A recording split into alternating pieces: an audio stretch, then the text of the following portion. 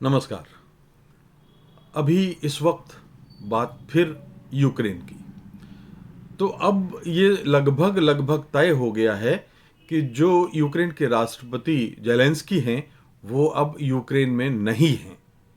वो अमेरिकी सुरक्षा के घेरे में वो यूक्रेन से बाहर जा चुके हैं और किसी अज्ञात स्थान से प्रतिदिन जो अपने वो संदेश भेज रहे हैं वो अमेरिकी साये में, अमेरिकी सुरक्षा में, अमेरिकी माध्यमों से भेज रहे हैं।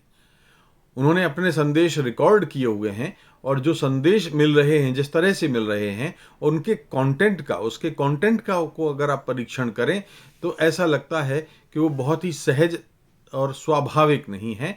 वो अमेरिकी उकसावे में भड़काने वाली भाषा अभी तक बोल रहे हों, तो जिसका देश बर्बादी की कगार पर हो, जो निर्दोष नागरिक मारे जा रहे हों, अभी भी उनका जो है टोन बड़ा खतरनाक है और जो अपने देश के नागरिकों के लिए, उनके अपने लोगों के लिए बड़ा चौंकाने वाला हो सकता है कि कोई राष्ट्रपति, मैं तो खैर उसको कॉमेडियन कहता हूं हमेशा, क्योंकि उसको अंतर्राष्ट्रीय सियासत, राजनीति और कूटनीति की कोई का अनुभव था ही नहीं। वो एक फिल्म एक्टर था और उस एक्टिंग करते करते वो यूक्रेन का राष्ट्रपति बन बैठा। 4-5 साल का अनुभव एक देश चलाने के लिए अनुभव नहीं होता।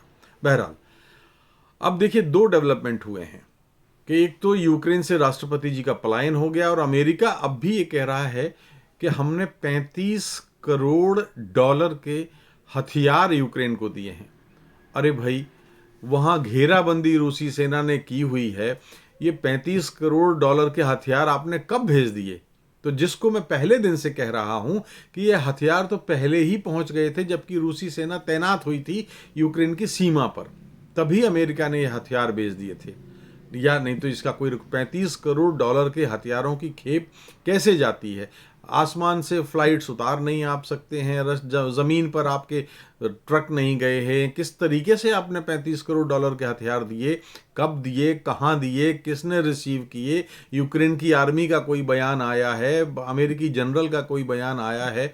बात बात में आजकल टेलीविज़न की तकरीर, टेलीविज़न पर झाड़ने वालों को ये पता होना चाहिए कि अगर कोई 35 करोड़ डॉलर के हथियार देता है तो उसका प्रोपेगेंडा भी करता है।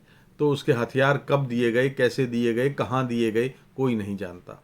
और अमेरिका दूसरी बात क्या कह रहा है? दूसरी बात ये कह रहा है कि वो सैनिक नहीं भेजेगा। और मैं पहली दिन से ये बात मित्रों कह रहा हूं कि अमेरिका सिर्फ यूक्रेन को एक बाजार के तौर पर उपयोग करना चाहता है। यूक्रेन की मदद करना उसका मकसद नहीं है। जो वो सहायता देगा, मैं ब्याज के आने वाले वर्षों तक वसूल लेगा, जैसे चीन करता है। चीन की भी वही शैली है, लेकिन अंदाज अलग है। उसी तरह से अमेरिका की शैली अलग है, तरीका अलग है। अफगानिस्तान के साथ उसने यही किया, इराक के साथ उसने यही किया, और भी कई देशों के साथ उसने ऐसा ही माहौल बनाया। तो कहने का अर्थ ये है मित्रों कि अब अमेरिका हथियार नहीं भेजेगा, नाटो का मेंबर अब बना नहीं सकता, क्योंकि अब तो समय बहुत निकल चुका है। इसी बीच में अमेरिकी माध्यम से यूक्रेन के राष्ट्रपति ने यूरोपीय यूनियन को मेंबरशिप के लिए आवेदन किया। यूरोपीय यूनियन ने उसको स्वीकार कर लिया। अब स्वीकार कर लिया तो इसका मतलब यह है कि वो यूरोपीय यूनियन का मेंबर बन गया। यूरोपीय यूनियन क्या है? क्या वो यूरोप के, उन्होंने ये वादा किया है कि यूरोपीय यूनियन में जितने सदस्य देश हैं वो यूक्रेन के लिए लड़ने के लिए अपने अपने सैनिक भेजेंगे? कभी नहीं।